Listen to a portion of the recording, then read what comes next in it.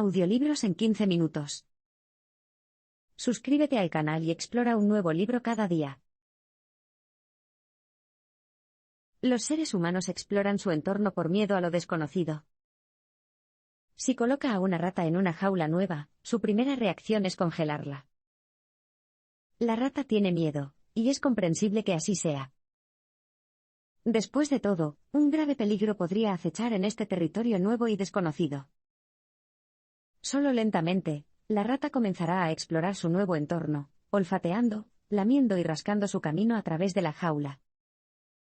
Cuanto más se acostumbra al nuevo entorno, más tranquilo se vuelve. Los humanos somos animales mucho más complejos que las ratas, pero navegamos por el mundo de manera similar. El mensaje clave aquí es: los seres humanos exploran su entorno por miedo a lo desconocido. Para los humanos, al igual que para las ratas, el mundo está dividido en dos partes, lo conocido y lo desconocido. Lo conocido es la jaula familiar.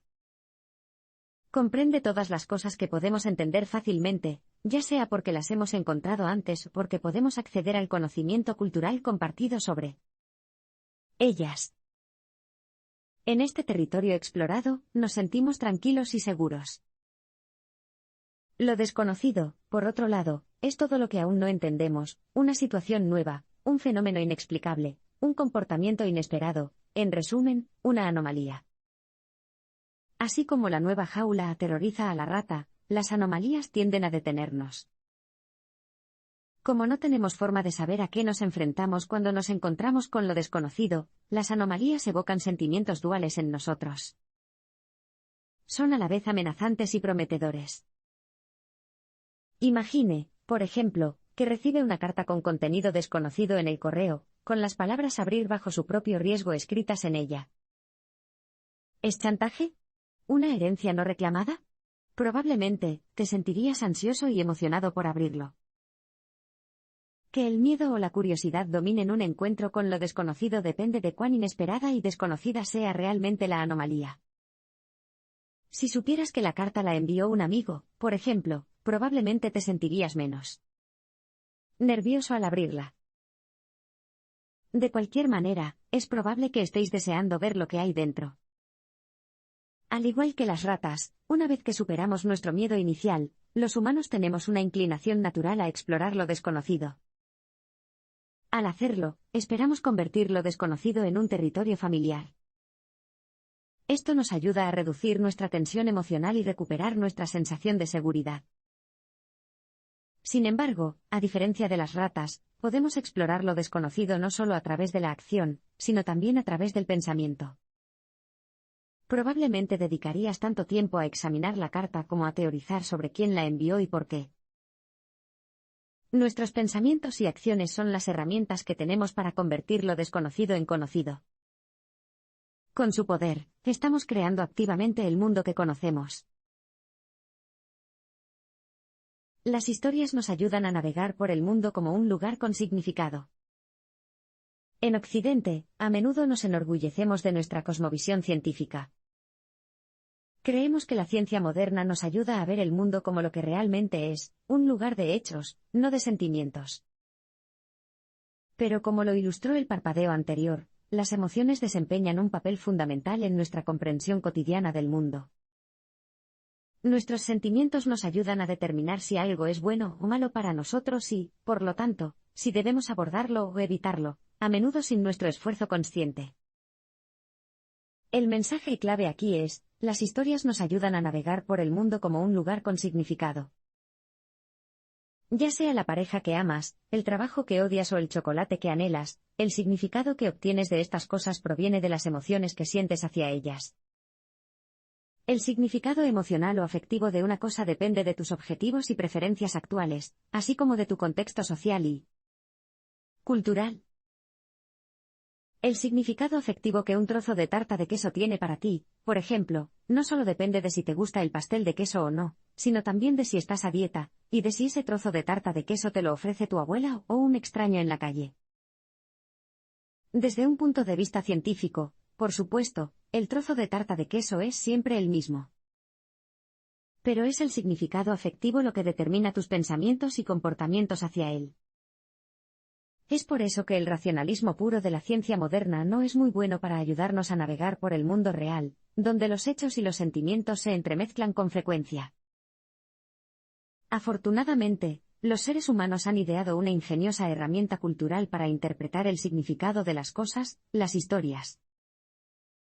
Las historias compartidas sobre el sol y las estrellas, los dioses y los reyes, los héroes y los monstruos, han sido una parte esencial de la cultura humana desde el principio de la historia.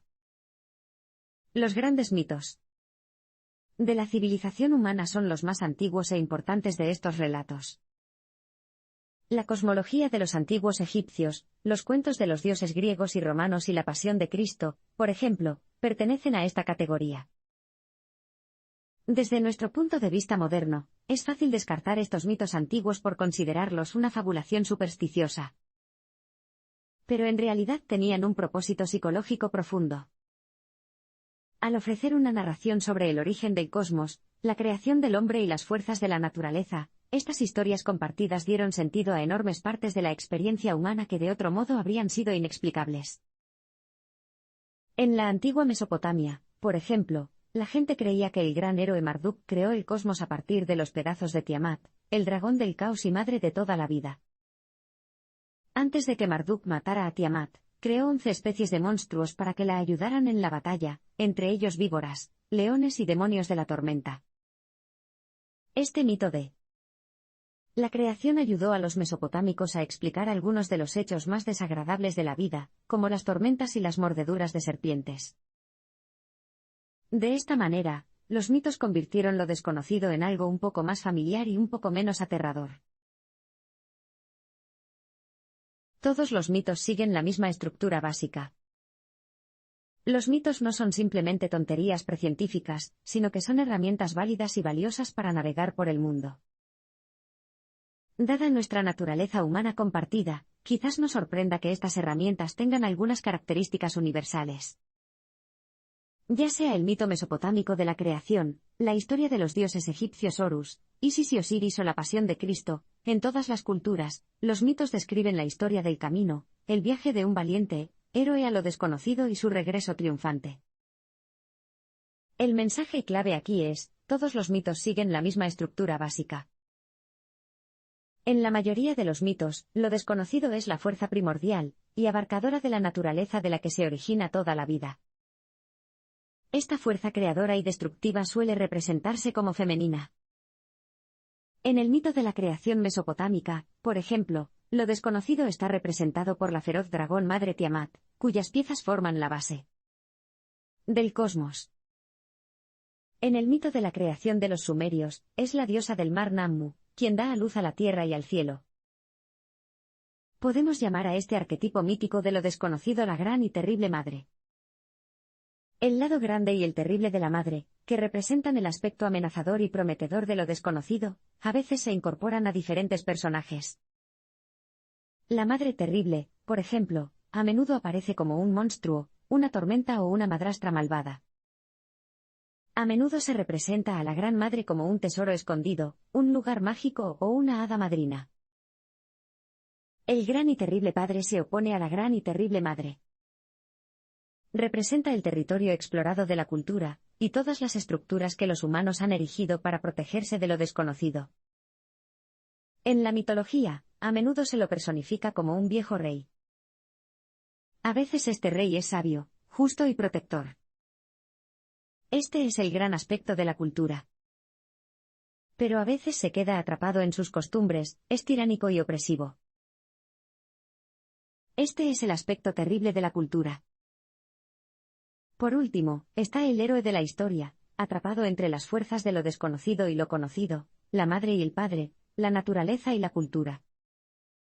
El héroe es el explorador creativo que se aventura valientemente en lo desconocido, derrota los aspectos negativos de la naturaleza y la cultura, y une los positivos. Piensa en el dios egipcio Horus, que se aventura en el inframundo para rescatar a su padre Osiris, para que los dos puedan recuperar el trono de manos de su malvado tío Set y restablecer el orden en Egipto. Como veremos en el próximo parpadeo, el héroe es un poderoso modelo a seguir para el comportamiento humano. Los mitos proporcionan un modelo de cómo deben funcionar las sociedades y cómo deben comportarse los individuos. No es casualidad que los personajes de los mitos antiguos sean a menudo reyes, reinas y príncipes que luchan por el trono. Muchas culturas utilizaron mitos para justificar el poder autoritario de sus gobernantes. Se pensaba que el emperador mesopotámico, por ejemplo, era un emisario del mítico héroe Marduk. Pero los mitos no se limitaban a legitimar el poder, sino que también proporcionaban modelos sobre cómo debía usarse ese poder. Tal como lo hizo Marduk cuando construyó el cosmos a partir de las piezas de Tiamat, el trabajo del emperador mesopotámico consistía en crear orden a partir del caos. Este es el mensaje clave: los mitos proporcionan un modelo de cómo deben funcionar las sociedades y cómo deben comportarse los individuos. Muchos mitos abordan el doble aspecto de lo desconocido, el poder creativo frente al destructivo de la gran y terrible madre. Pero muchos también hablan de una batalla entre los dos aspectos de la cultura, el lado protector contra el lado tiránico del gran y terrible padre. A menudo, estos diferentes aspectos están representados por diferentes generaciones de reyes o dioses. En la cosmología egipcia, por ejemplo, el rey divino Osiris representa el lado excesivamente tradicionalista del padre terrible. Osiris no es un tirano, pero está demasiado atascado en sus caminos como para reconocer la maldad de su hermano Set, quien más tarde lo mata para hacerse con el trono. El héroe de la historia es Horus, el hijo de Osiris, una versión actualizada del antiguo rey. Horus se aventura en el inframundo para traer de vuelta a su padre. Lo encuentra ciego y le presta uno de sus ojos para que pueda volver a ver. Juntos, padre e hijo salen del inframundo para reclamar el trono. La historia de padre e hijo es una gran lección sobre el delicado equilibrio entre la tradición y la innovación que una cultura debe lograr para sobrevivir. Pero los mitos no solo sirvieron como modelos para la sociedad, sino que también proporcionaron pautas para el comportamiento individual. El valiente acto de exploración creativa del héroe es un ejemplo de cómo conquistar lo desconocido, no escondiéndose o huyendo, sino enfrentándose al desafío. A menudo, al héroe se le opone una contraparte malvada que demuestra cómo no comportarse. El malvado tío de Horus, Set, por ejemplo, demuestra una cobarde falta de respeto por el orden divino al matar a Osiris, un error por el que más tarde es castigado. Al transmitir lecciones sobre la sociedad y fomentar nuestra identificación individual con el héroe, los mitos proporcionaron una brújula moral mucho antes de que la religión institucional formalizara las reglas de comportamiento o se convirtieran en leyes. Crecer significa aprender a identificarse con el grupo y el héroe. Cuando somos niños, nuestros padres nos protegen de lo desconocido. No necesitamos héroes míticos para modelar el comportamiento correcto para nosotros, porque nuestros padres simplemente nos dicen cómo comportarnos. Por supuesto, al hacerlo, encarnan los valores de la cultura que los rodea. Parte de crecer y emanciparnos de nuestros padres es aprender a reemplazar sus valores, y protección por los valores y la protección de la cultura. El mensaje clave aquí es: crecer significa aprender a identificarse con el grupo y el héroe. En el primer paso de nuestra emancipación, aprendemos a identificarnos con nuestro grupo cultural más amplio. ¿Recuerdas la fase rebelde que tuviste de adolescente? Para muchos adolescentes, rechazar enérgicamente la autoridad de sus padres para abrazar los valores de sus amigos es una parte natural del proceso de socialización. La paradoja de crecer es que tan pronto como obtenemos la tan esperada autonomía de nuestros padres, nos rendimos a las reglas, normas y valores de la sociedad que nos rodea. La mayoría de estas reglas sociales son tan arbitrarias como las que nuestros padres nos impusieron cuando éramos adolescentes. En Occidente, por ejemplo, se espera que todos los adultos aprendan una profesión especializada, como abogado o fontanero.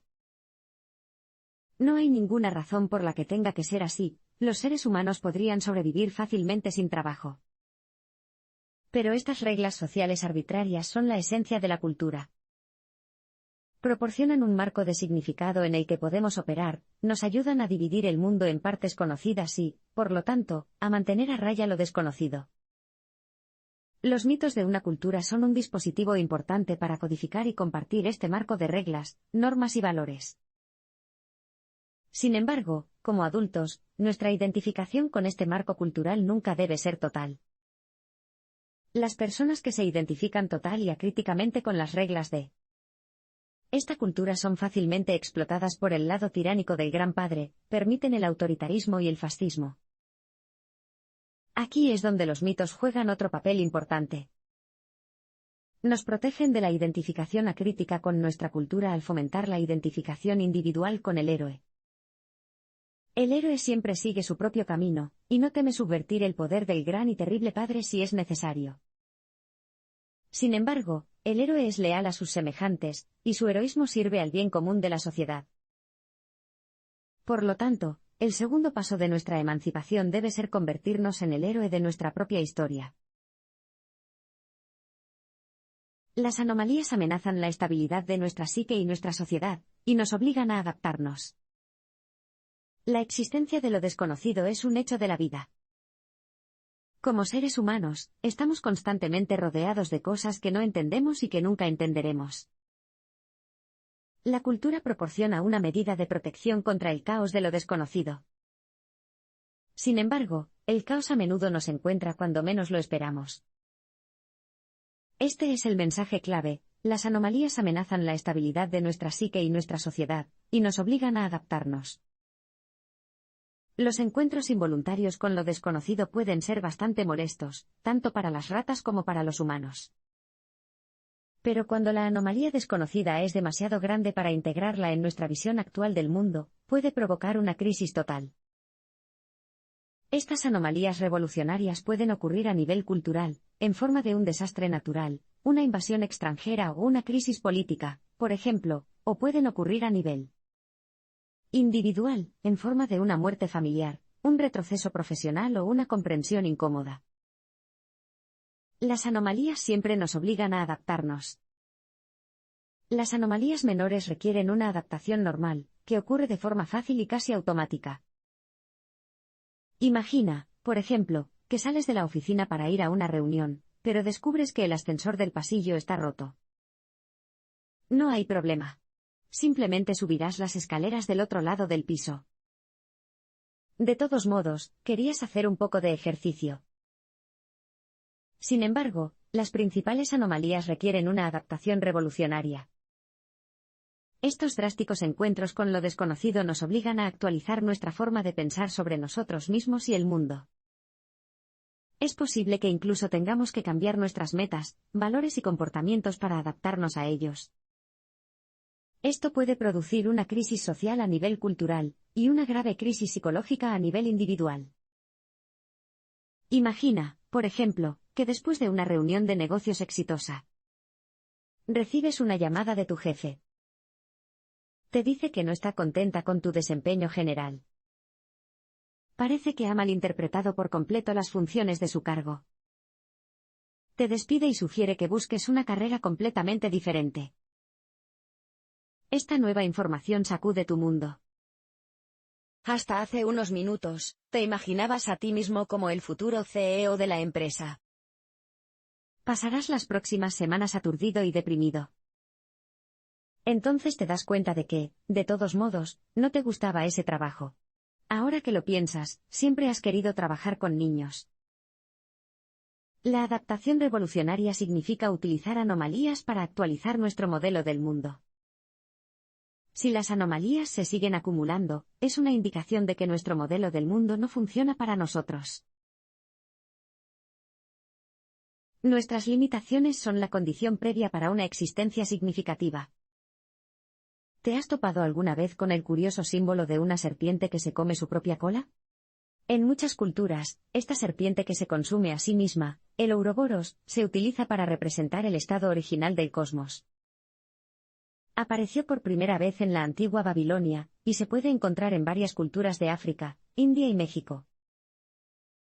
El Ouroboros representa el estado primordial de existencia, o preexistencia, donde todo está en perfecta armonía. El mundo tal como lo conocemos aún no ha nacido. En este estado primordial, el caos y el orden son lo mismo. Lo desconocido y lo conocido aún no se han separado, porque no hay nadie que sepa nada, los humanos aún no existen. Este es el mensaje clave: nuestras limitaciones son la condición previa para una existencia significativa. En la mitología cristiana, el jardín del Edén representa este estado paradisíaco de preexistencia. Los primeros humanos en el jardín del Edén, Adán y Eva, aún no son humanos en el sentido en que lo entendemos hoy. No conocen la muerte, el dolor y la tristeza. Tampoco saben mucho de otra cosa. Solo después de comer el fruto prohibido del árbol del conocimiento desarrollan la autoconciencia que los distingue de los demás animales del paraíso. De repente se dan cuenta de que han estado desnudos todo el tiempo, y se apresuran a cubrirse con hojas de higuera. Pagan un alto precio por su nueva conciencia intensificada. Por su transgresión, Dios los expulsa del paraíso. Este es el punto de la mitología cristiana donde se rompe el estado primordial paradisíaco. El mundo se divide en vida y muerte, orden y caos, bien y mal. También es el punto en el que Adán y Eva se vuelven verdaderamente humanos. Dios les otorga el derecho y la responsabilidad divinos de descubrir cómo navegar en este mundo nuevo y polarizado. El mito de la creación cristiana muestra que nuestras faltas y limitaciones humanas son las condiciones previas para nuestra propia existencia. Piénsalo, si no hubiera mal en el mundo, ¿cómo podríamos saber lo que es bueno? Si no pudiéramos hacer nada malo, ¿cómo podríamos elogiarnos por hacer lo correcto? Y si nunca tuviéramos que morir, ¿qué significaría la vida para nosotros? La vida no puede existir sin la muerte, y el bien no puede existir sin el mal. Y el significado no puede existir sin la polaridad entre la vida y la muerte, el bien y el mal. El mito de la creación cristiana nos enseña que es nuestro derecho y responsabilidad divinos trazar nuestro propio camino significativo en este mundo polarizado. El mal significa rechazar la exploración creativa, y todos somos capaces de hacerlo. Una de las características más desconcertantes de la naturaleza humana es nuestra capacidad para el mal. En el mundo actual, tendemos a ver el mal como el producto de un defecto psicológico, una mala educación u otras condiciones sociales o económicas injustas.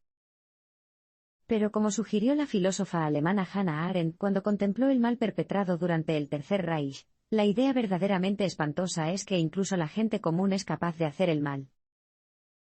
Ella llama a esto la banalidad del mal. El mensaje clave: el mal significa rechazar la exploración creativa, y todos somos capaces de hacerlo.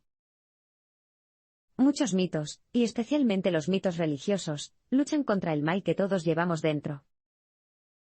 A menudo, lo hacen personificándolo, como el malévolo hermano gemelo del héroe, por ejemplo, o el consejero intrigante del viejo rey. Quizás la interpretación más impresionante del mal se encuentra en la mitología cristiana, en la forma de Satanás.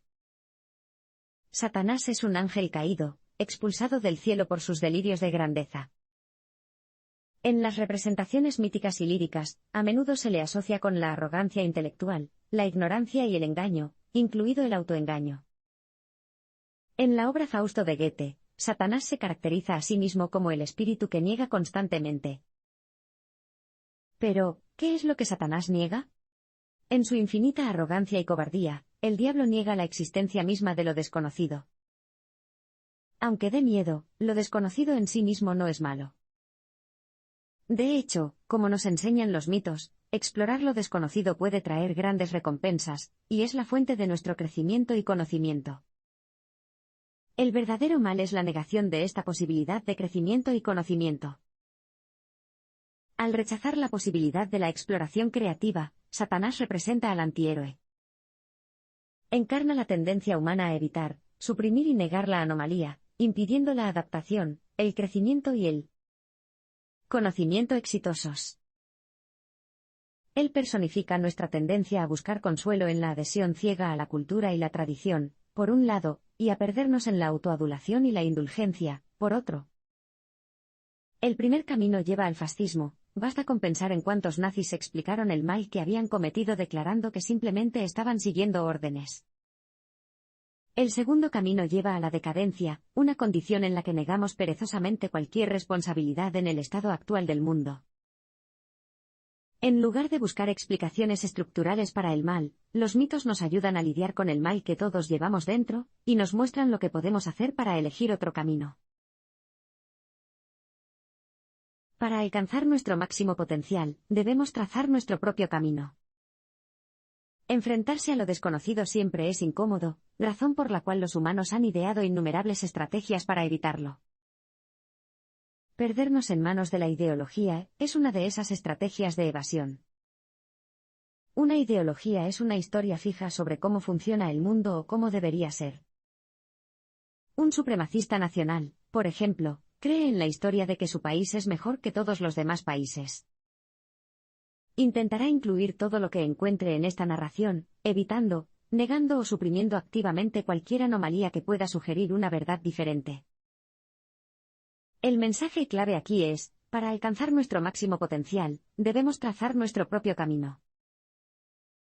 Para los ideólogos, la identificación total con un determinado conjunto de creencias sustituye a la identificación con el héroe mítico.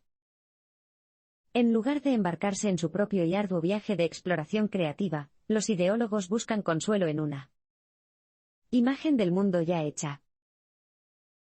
Algunas ideologías fomentan la identificación completa del individuo con su cultura, por ejemplo, su raza o nacionalidad.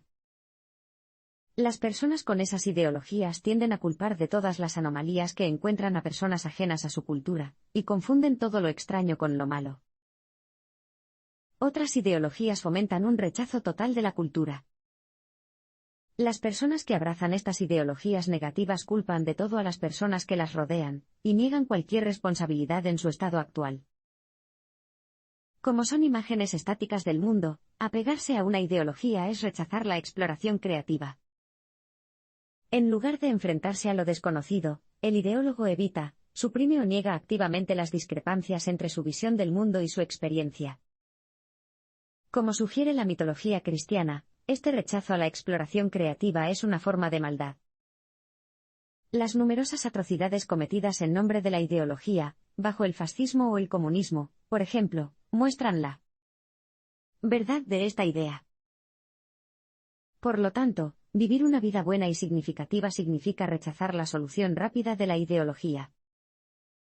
Significa identificarnos con el héroe mítico, y embarcarnos en nuestro propio viaje de aprendizaje y crecimiento. Significa aceptar que aún no lo sabemos todo, y enfrentarnos a lo desconocido de buena gana y con determinación. Como seres humanos, tenemos el increíble derecho y la responsabilidad de crear nuestros propios mapas de significado para guiar nuestra vida.